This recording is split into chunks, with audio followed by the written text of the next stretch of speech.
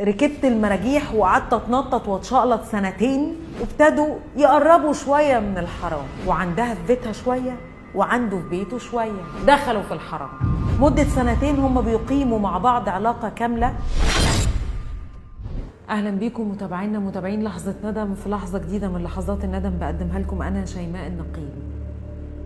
صاحبتي كانت تعرف واحد قبل الجواز وكانت مرتبطه بيه جدا، والخطوبة اتفسخت ما بينهم، واتجوزت واحد تاني خالص. وبعد الجواز وبعد ما خلفت رجعت تكلم الشاب اللي كانت بتحبه قبل الجواز. اتفقوا انهم هيتكلموا مع بعض، بس مش هيحصل بينهم اي حاجة حرام. هيتكلموا بس ان هي هتكلم واحد تاني غير جوزها، بس مش هيحصل اي حاجة غلط ولا حرام، لان هو المفروض الزنا بيبقى بان الاتنين بيبقوا على سرير. طول ما رحناش السرير يبقى احنا صح. المهم كملوا، هما ما بيعملوش حاجة وحشة ولا حاجة حرام، لحد ما الموضوع فلت منهم وابتدوا يقربوا شوية من الحرام. ما دخلوش يعني جوه الحرام بالظبط، مش عارفة الحرام ده ايه، بيت مثلا او حاجة. قربوا شوية من الحرام على حد قولها، وبعدين قطعوا العلاقة تماما وقالت له لا انا مش هقدر، وابعد عني وابعدي عني، وبعدوا. قعدوا فترة ورجعوا تاني يكلموا بعض، بس المرة دي بقى دخلوا في الحرام، وعندها في بيتها شوية وعنده في بيته شوية. مدة سنتين هم بيقيموا مع بعض علاقة كاملة، وهي متجوزة راجل تاني. اتطلقي، هتطلق، طب هتتجوزني، هشوف. القصة مشت كده لحد ما البنت قالت له أنا مش هقدر إن أنا أكمل معاك في الغلط وفي الحرام ده، لو سمحت نبعد عن بعض. وفعلا في المرة الثالثة قدرت إنها تبعد. المشكلة هنا فين؟ المشكلة إنها مش قادرة تسامح نفسها، وحاسة إنها عملت حاجة كبيرة قوي ونفسها تكفر عن الذنب ده. مش عارفة تعيش حياتها طبيعية لأنها عايشة مع نفس الراجل اللي كانت بتخونه، وحاسة إن في حاجة غلط.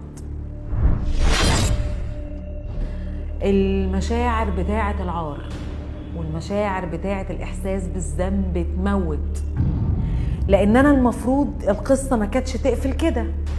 كانت تقفل إن أنا اتطلق من الراجل اللي أنا ارتصته، غفلته، ايا ما كان المسمى.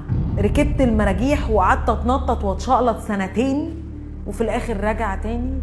لا خلاص بقى كفايه حرام بقى، تعبت بقى. عارف لما تبقى نازل من لعبه الصاروخ في دريم بار، لا بقى كفايه حرام بقى، تعبنا حرام، نبقى كويسين شويه. فمش قادره، الضمير جوه مش قادر يتحمل اللي انت عملتيه كله.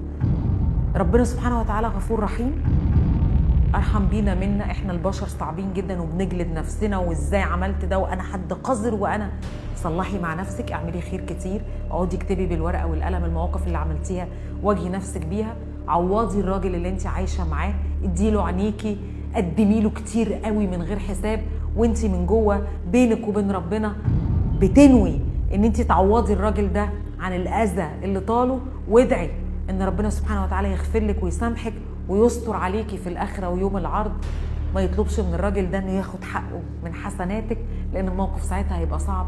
القصة مش في الدنيا خالص، في الدنيا الامر سهل، القصة بتبقى في الآخرة. ادعي ربنا كتير يسترك، واعتقد ان ربنا سترك في الدنيا اكيد هيسترك في الآخرة. بس انوي نية خالصة انك تتوبي توبة خالصة لرب الكون، ولجوزك ده تصونيه، ما تبصيش لحد غيره، وتعيشي عمرك كله تعوضيه وتقدمي له. يمكن ربنا سبحانه وتعالى، واعتقد ربنا ارحم الراحمين، يغفر لك. وهسيب الناس ترد عليكي في الكومنتات ويقولوا لك تعملي ايه. حاسه بذنب شديد جدا عشان كانت بتخون جوزها ورجعت عاشت مع جوزها تاني، حاسه بألم ومش عارفه تكفر عن ده ازاي.